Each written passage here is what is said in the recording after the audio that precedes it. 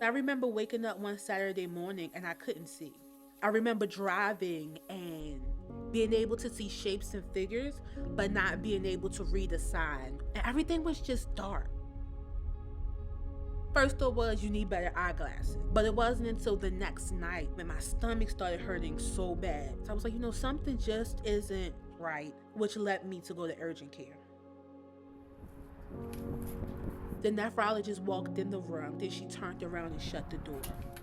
And I said to her, "Are you coming in here to tell me I'm about to die?" And she said, "That's up to you. They're going to put a port in your chest, and we're going to start you on dialysis immediately." Leading up to her going to the hospital, I talked to her every day. I knew that my sister wasn't feeling well. And I was like, just lay down, rest. You do so much. And that's one of my biggest regrets. I never said go to the hospital. I just didn't think it was that bad. And when my sister got there and the doctor said to her, "Your sister needs a kidney," without question, my sister said, "Take mine."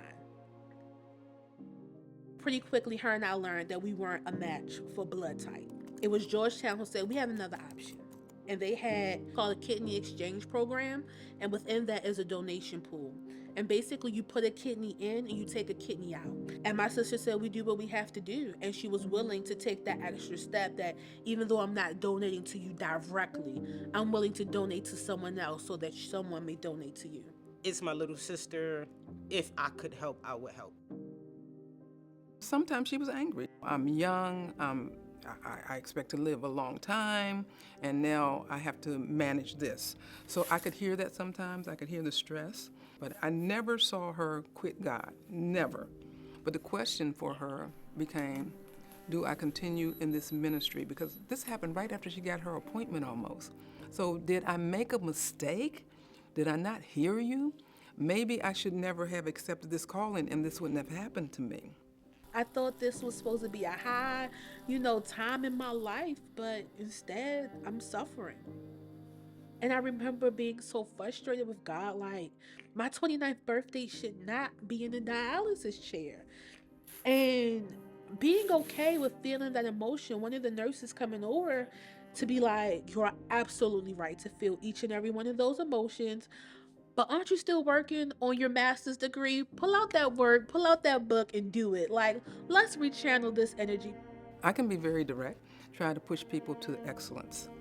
Life goes on, and I still expected, as long as she was covering her pulpit, for her to be a pastor who was aware of her congregation and doing the things that the church needed. When she found out, she just stepped into the role, in particular, helping me at church.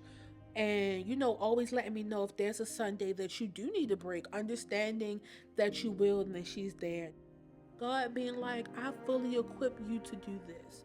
Just keep breathing." And sometimes, there were days I was taking it moment by moment. But on Sunday, I would often come to this church to hear her preach, and what preachers do is they preach stuff out of their system, and she would do that. It would be reflected in her sermons.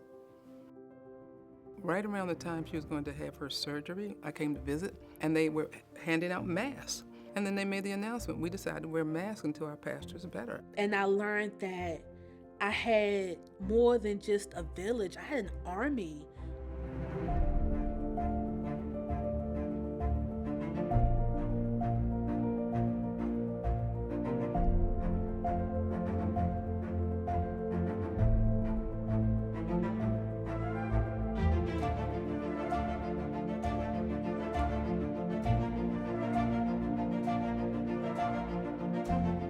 They took her kidney, I believe, on January the 9th, 2024.